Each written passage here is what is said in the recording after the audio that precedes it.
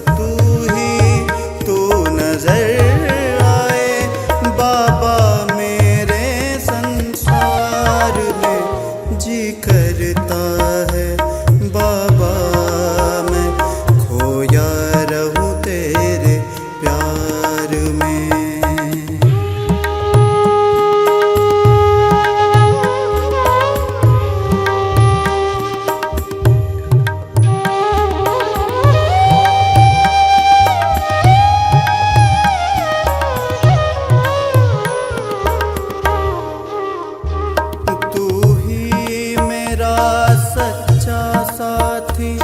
जीवन का आधार है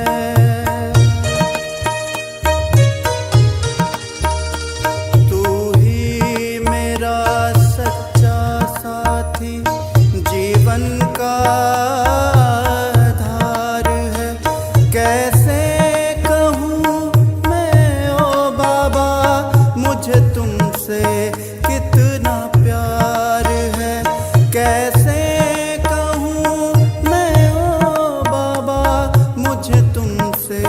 कितना प्यार है।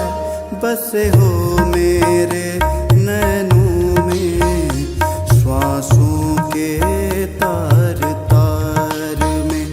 बसे हो मेरे नैनों में श्वासों के तार तार में। बस तू ही तू नजर आए बाबा संसार में। जी करता है बाबा मैं खोया रहूं तेरे प्यार में। जी करता है बाबा मैं खोया रहूं तेरे प्यार में। तू ही तू नजर आए, तू ही तू नजर आए, तू ही तू नजर आए, तू ही तू नजर आए।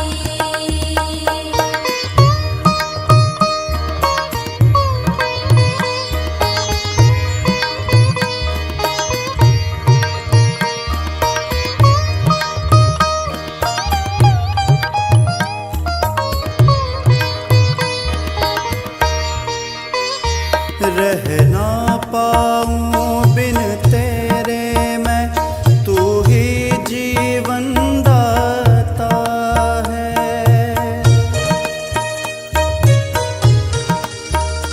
रह ना पाऊं बिन तेरे मैं, तू ही जीवन दाता है। मेरा बाबा मेरा बाबा यही गीत दिल गाता है। मेरा बाबा यही गीत दिल गाता है। हमने पाया निराकार को संगम पर साकार में। हमने पाया निराकार को संगम पर साकार में। बस तू ही तू नजर आए बाबा मेरे संसार में। जी करता है बाबा मैं खोया रहूं तेरे प्यार में। जी करता है बाबा मैं खोया रहूं तेरे प्यार में। तू ही तू नजर आए, तू ही तू नजर आए, तू ही तू नजर आए,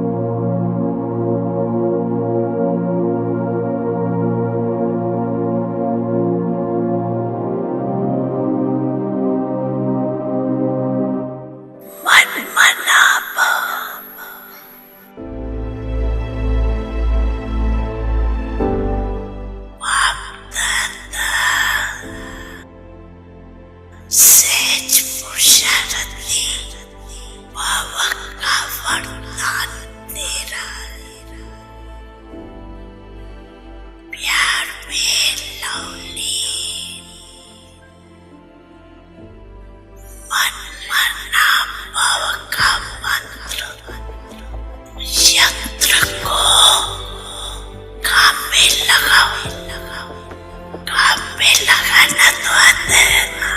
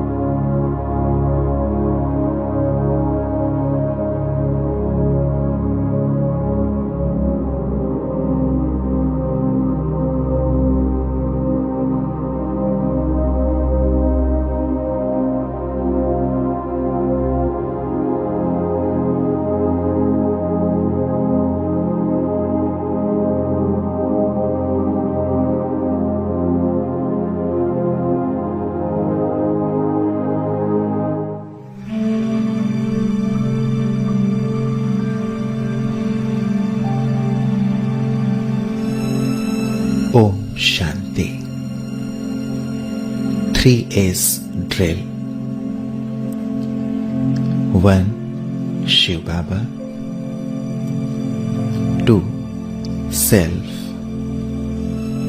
3 सराउंडिंग, संबंध, सकाश।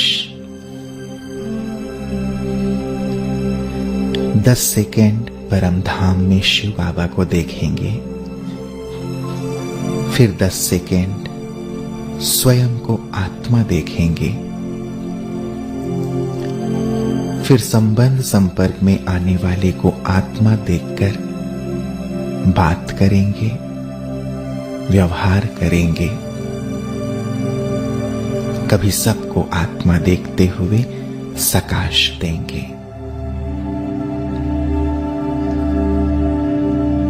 कभी किसी विशेष गुण व शक्ति को लेकर भी ये ड्रिल करेंगे। जैसे 1 शिव बाबा शांति के सागर, शांति की किरणें फैलाते हुए। 2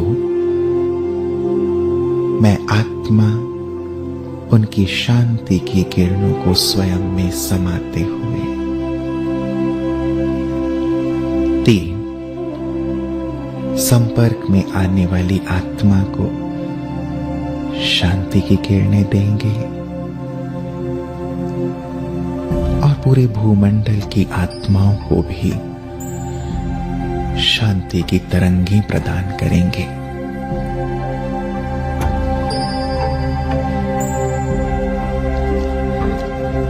चलें, ड्रिल करेंगे।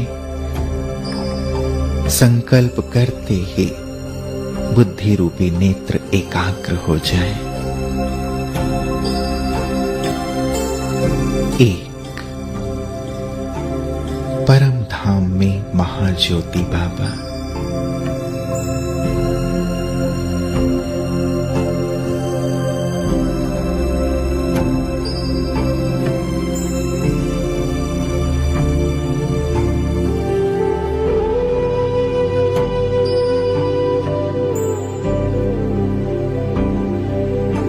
2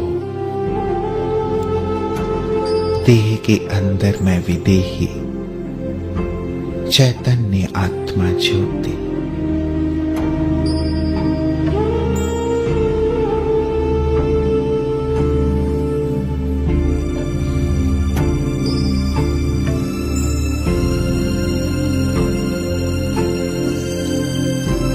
3 मेरे सामने एक या अनेक आत्मा भाई, चमकती हुई चैतन्य मणियां।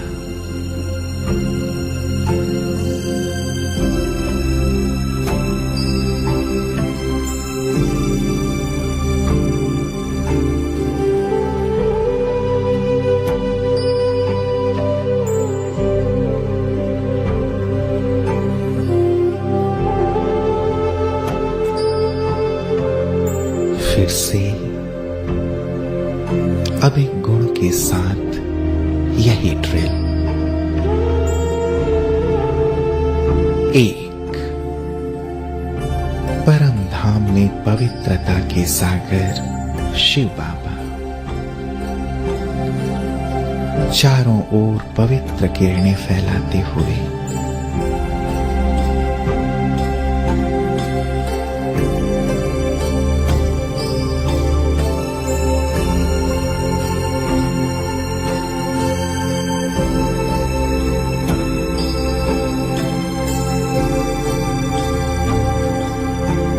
2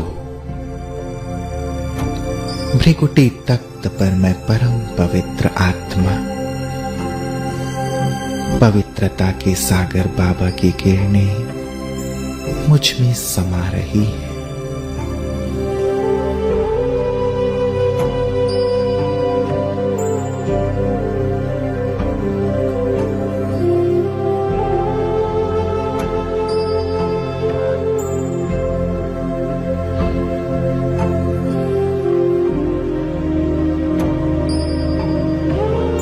3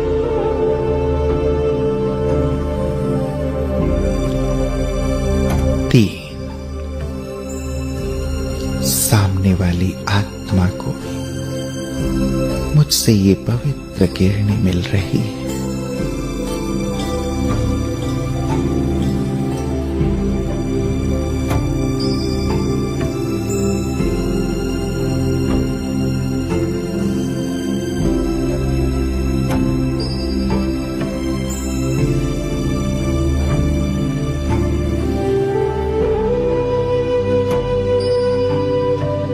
ये पवित्र तरंगें सारे शहर, प्रदेश, देश और विश्व की सर्व आत्माओं को प्राप्त हो रही है।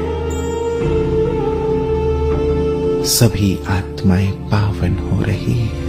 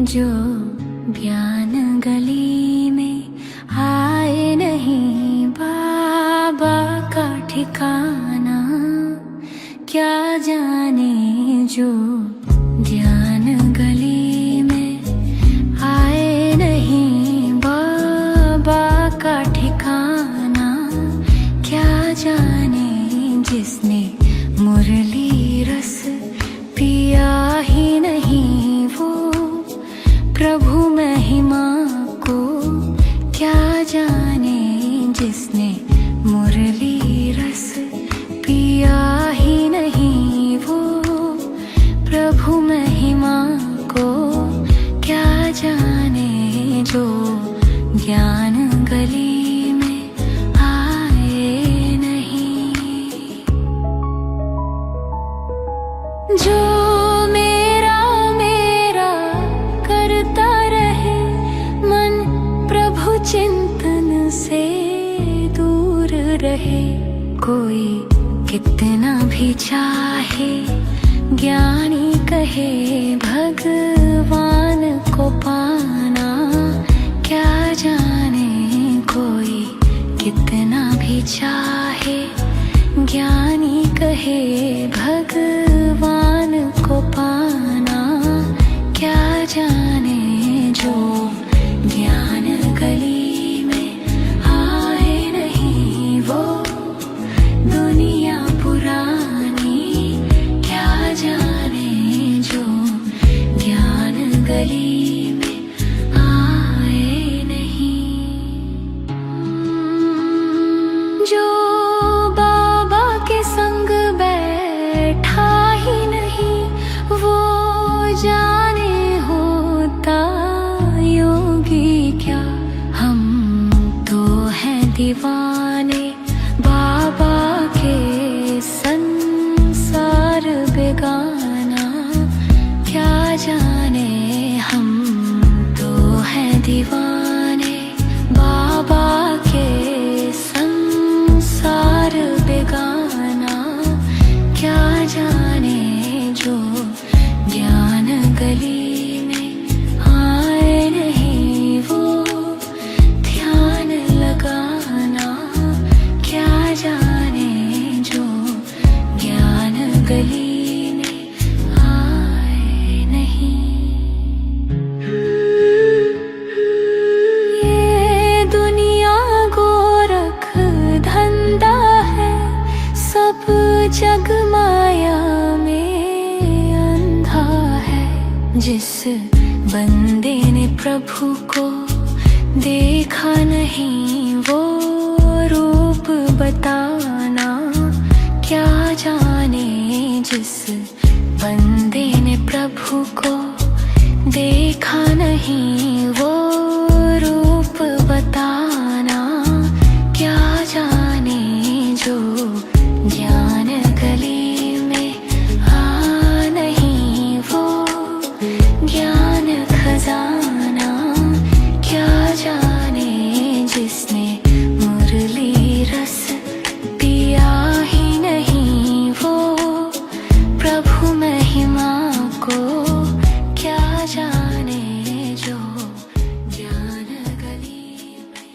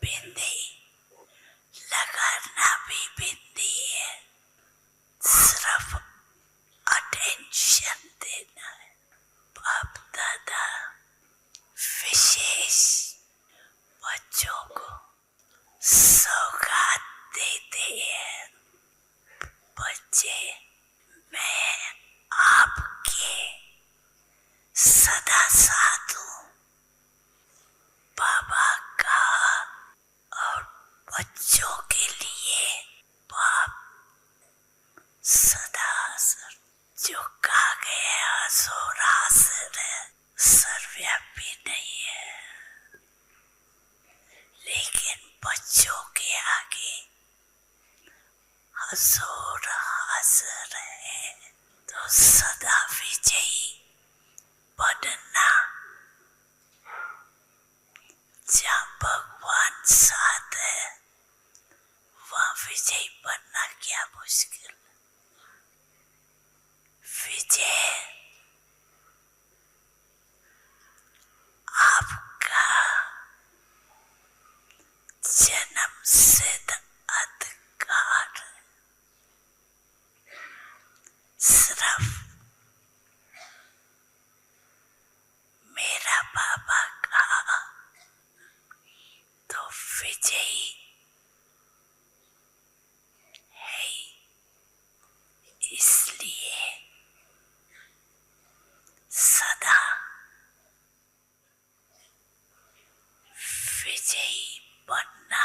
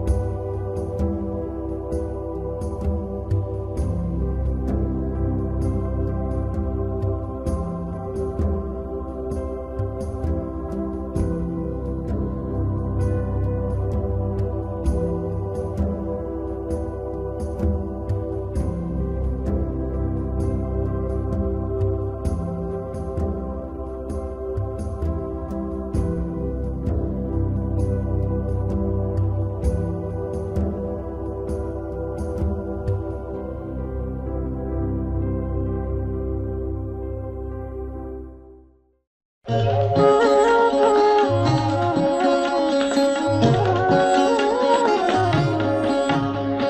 शिव की याद रहेगी तब आँखों में समाया वो होगा। हम धन्य तभी बन पाएंगे जब ऐसा प्रिय जीवन होगा। यहाँ हमारा तन होगा,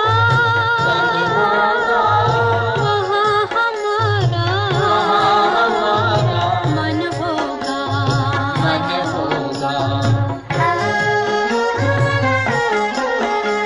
जहाँ होता है मानव का धन, वही होता है उसका मन। इसलिए परमात्मा ने बताया, मुझसे लगा लो अपना मन। हम सा नहीं कोई जमाने में, रचना रचता का ज्ञान जिसे, पर ऐसा भी बनना होगा, नहीं कभी अभिमान जिसे। यहाँ हमारा तन होगा, वहाँ हमारा मन होगा।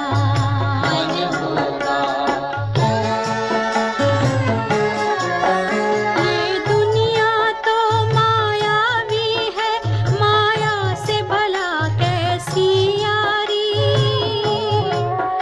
अपने तो दो ही ठिकाने हैं, वैकुंठ दुनिया निराकारी। धुंधला सा अंधियारा है, दीपक से उजियारा होगा। ये आँख भी तन का दीपक है, ये ज्ञान जीवन दीपक होगा। यहाँ हमारा तन होगा, वहाँ हमारा मन होगा। अरे शिव की याद रहेगी तब आँखों में समाया वो होगा। हम धन्य तभी बन पाएंगे जब ऐसा प्रिय जीवन होगा। यहाँ हमारा तन होगा, वहाँ हमारा मन होगा।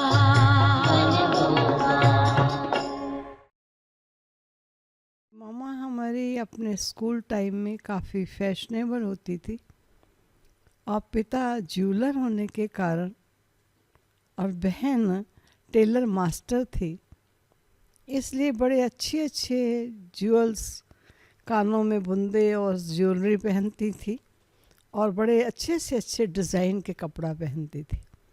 अगर किसी ने अच्छा डिज़ाइन का कपड़ा देखना हो या अच्छा सुंदर कलर देखना हो, ज्वेलरी देखनी हो, तो मम्मा को देख ले, इतना ही काफ़ी होता था।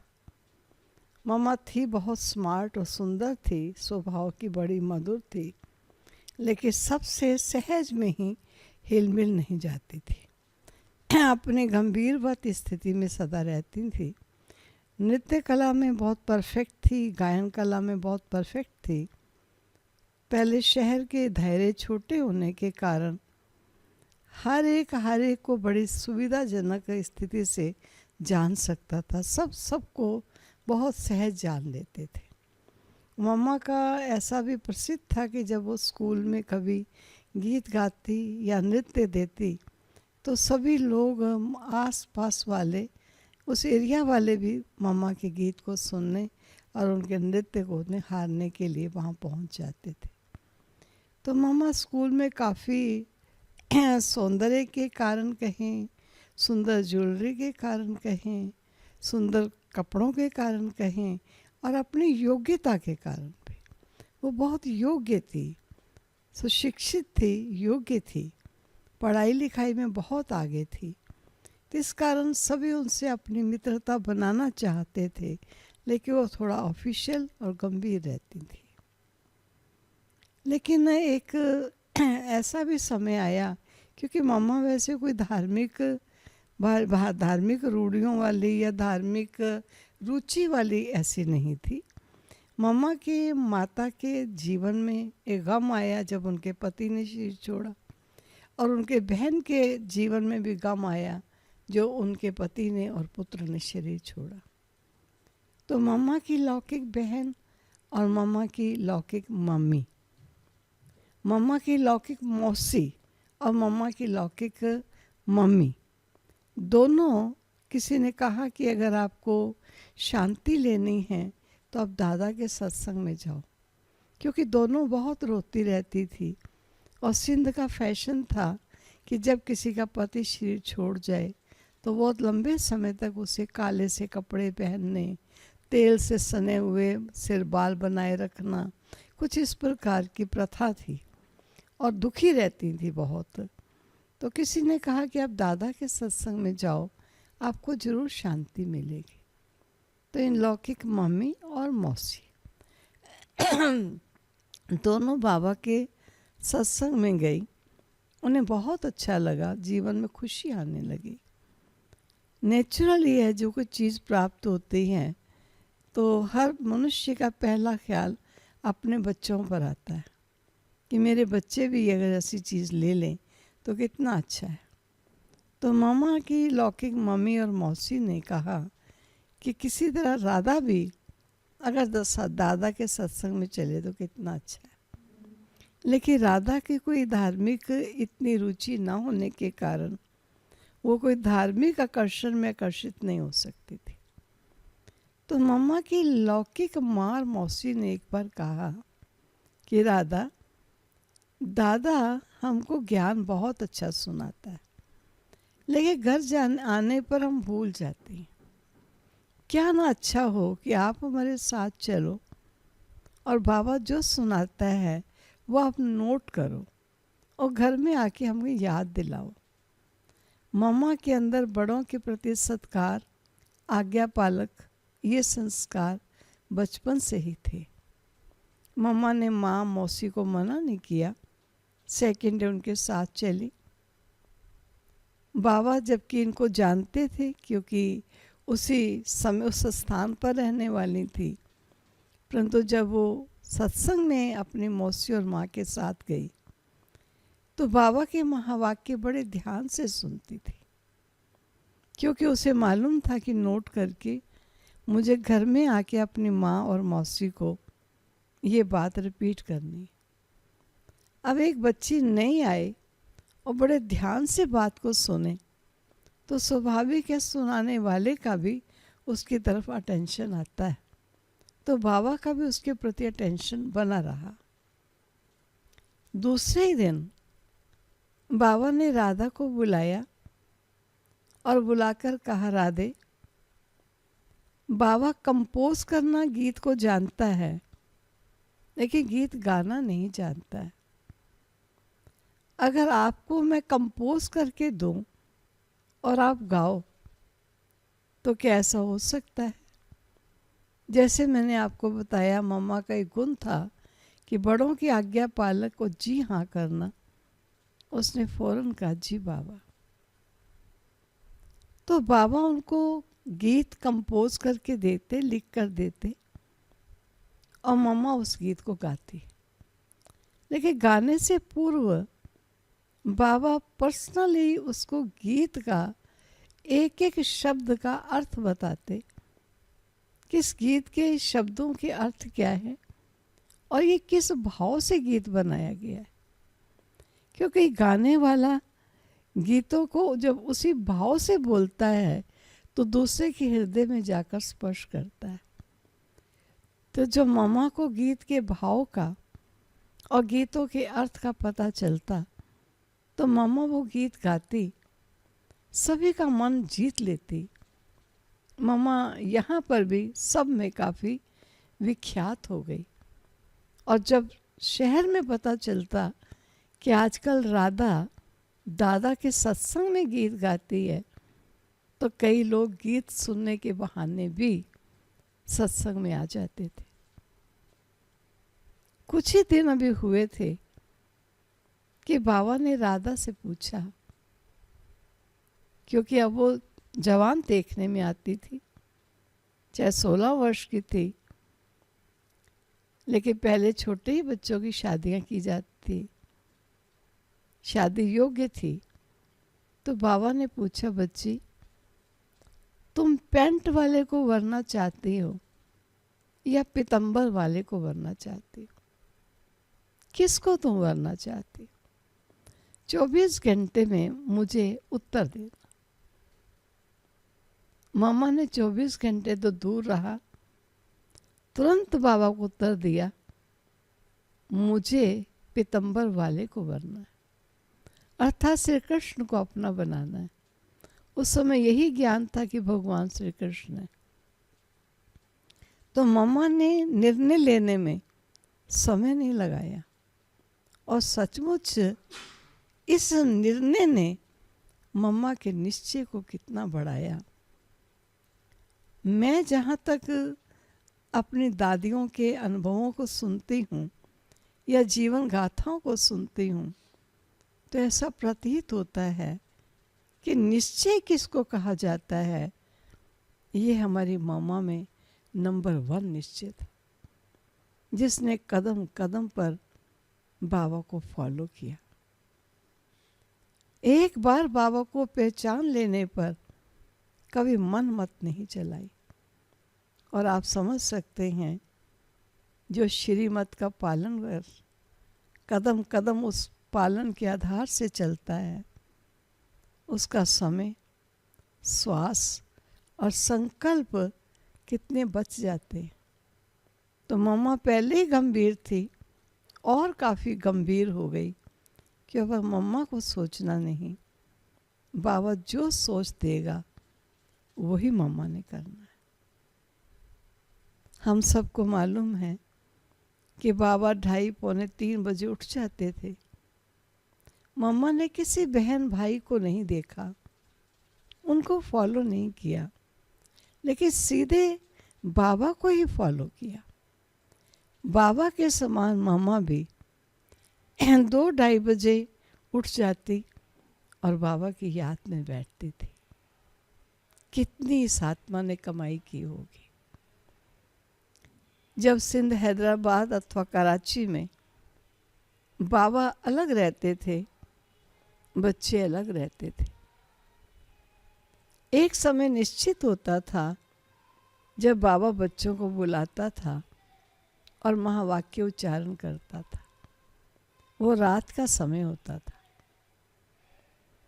जो ही बच्चों को पता चलता टाइम हो गया, सब अपना अपना काम छोड़कर भी अधूरे में पड़ा है, लेकिन सब बाबा के पास चले जाते। और राधा को कई दादियाँ कहती कि चलो राधा आप भी चलो, लेकिन राधा कहती नहीं आप जाओ, मैं नहीं जाऊंगी, नहीं जाती। एक बार बाबा को जाकर कहा बड़ी बहनों ने कि बाबा राधा बड़ी हठी है, हम उसको कहते हैं चलो तो कहती है नहीं आप जाओ। लेकिन बाबा मम्मा को अच्छी तरह समझ चुके थे, हठी नहीं, कोई अवश्य कारण। बाबा ने एक बार 2 बहनों को भेजा, जाओ देख कर आओ मम्मा क्या कर रही है। उस समय मम्मा छत पर टहल रही थी और छत पर लोहे का वो दरवाज़ा था सलाखों वाला, जिसमें अंदर बाहर दिखाई देता था, एक अंदर से बंद था। मम्मा टहल रही थी, लेकिन मम्मा की आंखों में अश्रुधारा बह रही थी और बहुत गमगीन किसी याद में डूबी हुई थी। आकर बताया बाबा, मम्मा तो छत पर टहल रही थी, सारा किचन का काम साफ सुथरा हुआ पड़ा था और मम्मा की आंखों से आंसू बह रहे थे। तब फिर बहनों ने कहा कि बाबा मम्मा बड़ी हठी है, हमने कहा भी है चलो, चलती नहीं, लेकिन देखो रो रही है। लेकिन बाबा जानते थे रो नहीं रही, लेकिन ये बाबा के प्यार में डूबी हुई आत्मा थी। और कई ऐसे काम जो जरूरी हैं पूरे कर लेने, वो किचन में छोड़कर अधूरे में सब चले गए। मम्मा सभी काम पूरे करती, ठीक ठाक करके रखती और फिर छत पर चली गई। बाबा कई बातों में सब बहनों को कहते थे, ये माँ है आपकी, इसे मामा कहकर पुकारो। जो आयु में बड़े थे, उनसे पूर्ववत ज्ञान में आए थे, डेडिकेट किया था, वो ऐसा करने को तैयार नहीं थे कि हम मामा कहें। लेकिन मामा की ऐसी एक्टिविटी, मातृवत सबके दिल को लेना, प्यार देना, हर एक इतने बड़े यज्ञ में जहाँ 400 वत्स खाने पीने वाले हैं, सबकी ड्यूटीज़ होती थी, लेकिन मामा सभी की ड्यूटीज़ में सबसे पहले हाजिर होती थी, जैसे मामा की सारी ड्यूटीज़ हों। और जो ही मामा आती थी तो सबको पता चलता था राधे चली गई, तो सब भाग भाग कर आ जाते थे। मामा की इस एक्टिविटीज़ ने, जिम्मेवारी ने, उस जीवन में ईश्वर यज्ञ की पालना और संचार करने में, आगे बढ़ाने में मामा के ऐसे महान योगदान ने सबके हृदय से ये आवाज़ कहलवाई कि ये हमारी माँ है। निर्मल शांता दादी बताते थे, सबसे पहले मैंने मामा कहकर पुकारा, क्योंकि मैं अपनी माँ को भी मैया कहती थी। तो मैंने मामा को, मामा राधा को मामा कहा, क्योंकि पहले राधा कहते थे, फिर बाबा बाद में उन्हें ओम राधे कहने लगे, क्योंकि यज्ञ में ओम की धुन लगती थी, तो इसलिए ओम राधे के नाम से पुकारी जाती थी। लेकिन उसके पश्चात सब ने मामा कहना शुरू किया और बाबा भी मामा कहकर पुकारते थे। मैंने देखा मामा मधुबन में कुर्ता पहनती थी, खुला फ्रॉक होता था और पजामा होता था खुला। पजामा और फ्रॉक पहनती थी, चुन्नी लेती थी। लेकिन जब बाहर सेवा में जाती थी तो धोती पहनती थी, सूती धोती, बहुत सुंदर प्यार से सीधी धोती पहनती थी। मामा शॉल सर्दियों में कंधों पर रखती थी, लेकिन कभी स्वेटर नहीं पहना मामा ने, केवल शॉल ही पहनती थी, इतनी ठंडी हो या कुछ भी हो। तो मामा ने इंद्रिय जीत थी। मामा हर एक आत्मा को प्यार प्रेम से सींचना आता था। सब बच्चे मामा के गले लगकर मिलते थे। कभी कभी तो कोई ऐसी भी आत्मा होती थी जिसके लिए बाबा कहते थे, मामा इसका जहर पी लो, इस आत्मा को पावन बना दो। आप सोचिए, कितनी पवित्रता की मूर्ति, कितनी पावन वो आत्मा थी।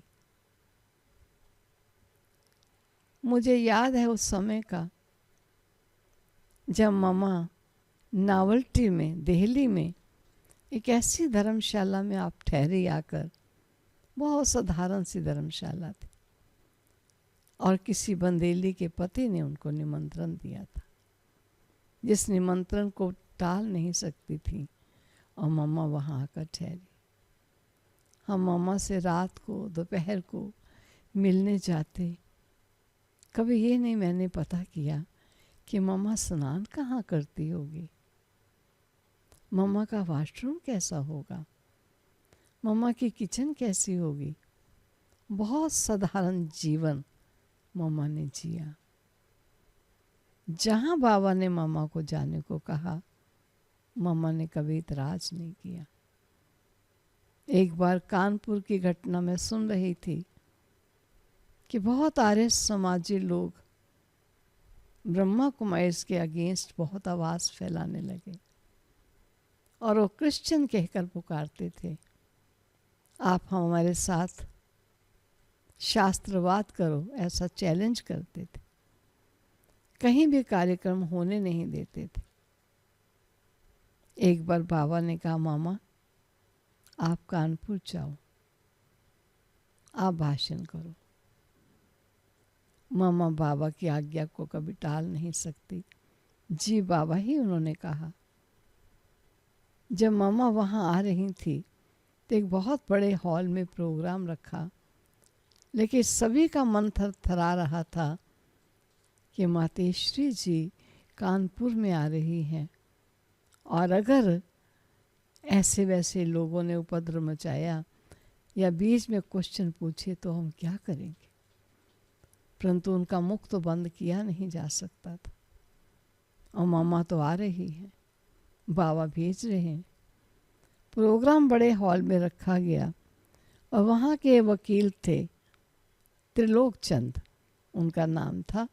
वो उस समय स्टेट सेक्रेटरी बने थे।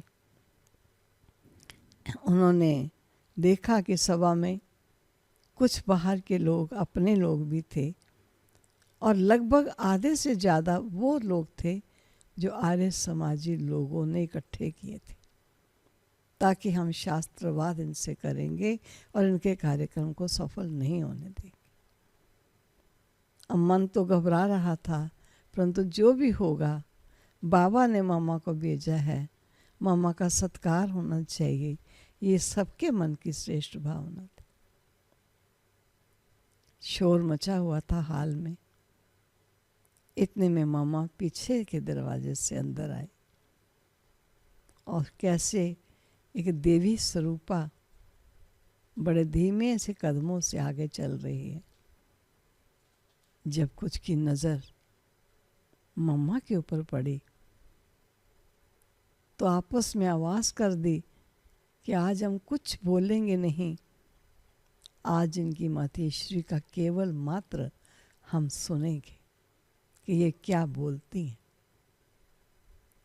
मम्मा मातृवत प्यार बिखेरते हुए, नैनों से ईश्वरीय प्यार की वो सुंदर किरणें देते हुए धीरे धीरे सभा से मंच पर उपस्थित हुई और सबको बड़े प्यार से निहारते हुए बाबा के महावाक्य उच्चारण करना शुरू किए। लगभग 1.25 घंटे तक मम्मा का ये लेक्चर चला और सारी सभा पिन ड्रॉप साइलेंस में बैठी। कोई शोर नहीं, कोई कटाक्ष नहीं, क्योंकि उन्होंने पहले ही सभा में कह दिया कि आज हम बोलेंगे नहीं, आज हम सुनेंगे। ये था प्यारे बाबा का प्लान और ये था मम्मा के आने पर वातावरण का परिवर्तन। माँ छोटे छोटे केंद्रों पर भी गई। मैं याद रखती हूँ, जहाँ पर मैं जाती थी, कश्मीरी गेट एक स्थान था जहाँ एक हॉल भी नहीं था, केवल खुला सा दलान था और थोड़ा सा ढका हुआ था ऊपर से। वहाँ ही क्लास होती थी। मम्मा वहाँ भी आई। मैं तो ये कहूँगी मेरी जीवन दात्री मेरी मामा थी। जब कुछ समय मुझे ज्ञान में चलते हुआ, मामा दिल्ली में आए हुए थे। लौकिक पिता मुझे सेवा केंद्र में रहने की छुट्टी नहीं देते थे। मुझे बहुत आया कि मेरे जीवन का निर्णय होना चाहिए। मैं दोपहर का टाइम था, 2-2:30 बजे का टाइम। मम्मा उस समय राजौरी में थे। मैं चली गई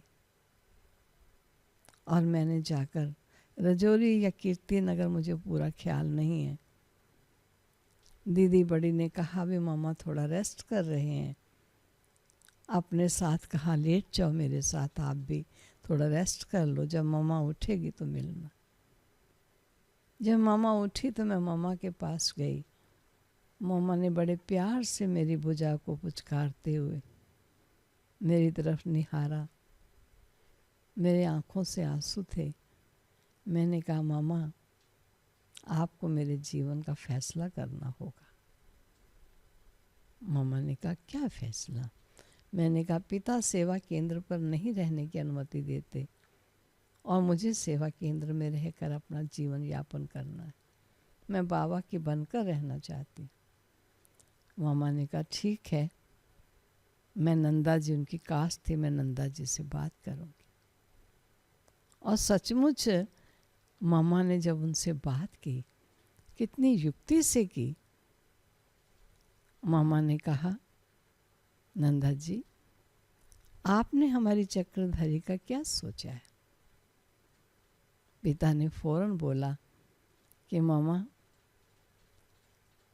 ये घर में नाजुक रूप से पली है, कभी उसने काम नहीं करके देखा, पूछो कभी एक बर्तन भी साफ किया हो या एक कपड़ा भी कभी धोया हो।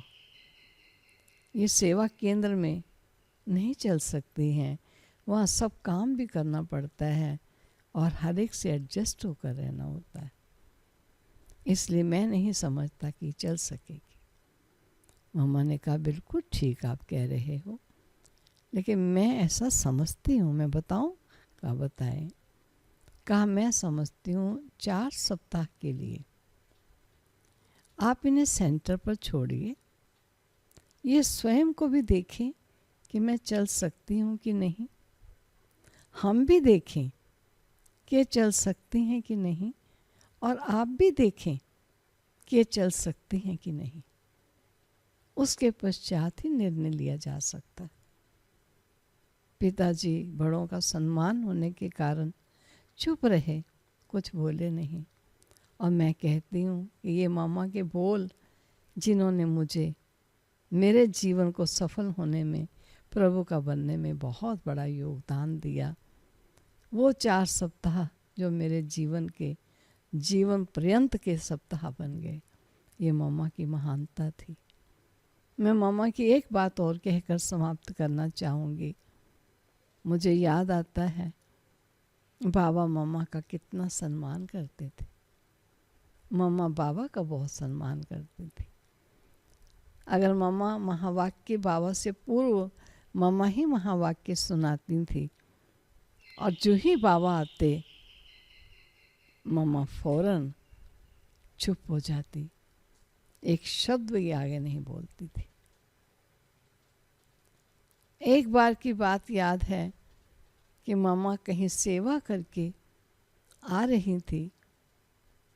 जब बाबा को रात को पता चला कि कल मामा आने वाली है, तो उस समय चंद्रहास भाई जो कंस्ट्रक्शन का काम सब कराते थे, बाबा ने चंद्रहास को बुलाया और कहा कि बच्चे, माँ जगदम्बे, माँ सरस्वती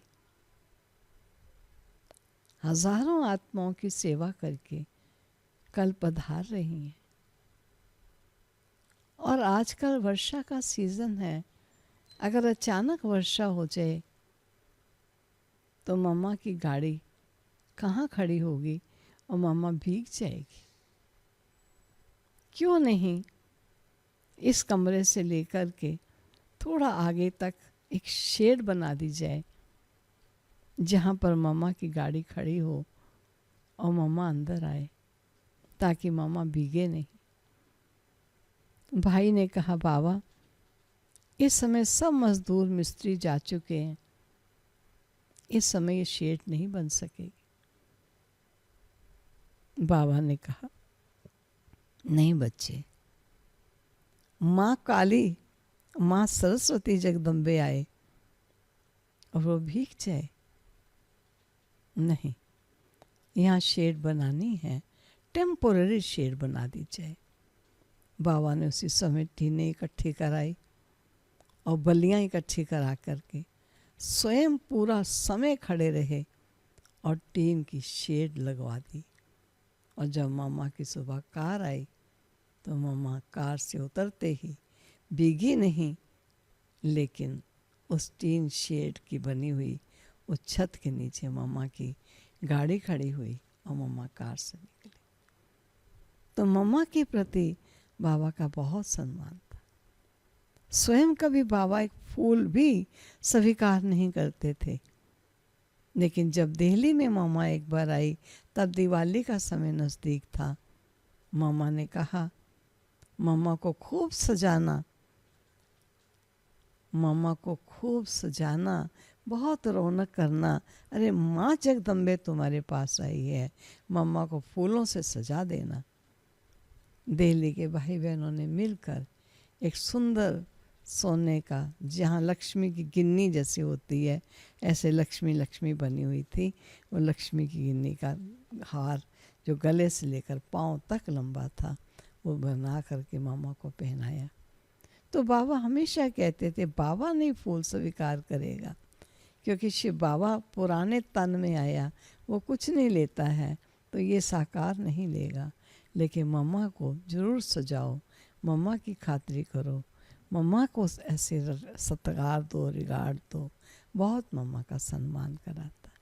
तो ऐसी हमारी प्यारी माँ, जिसने एक एक की इतनी पालना की, कितना स्नेह दिया, कितना प्यार दिया, कितनी लालन पालन दी, और उनकी कमियों और कमज़ोरियों को इशारा नहीं दिया, लेकिन कमी और कमज़ोरी को समाप्त करने का बल भरा।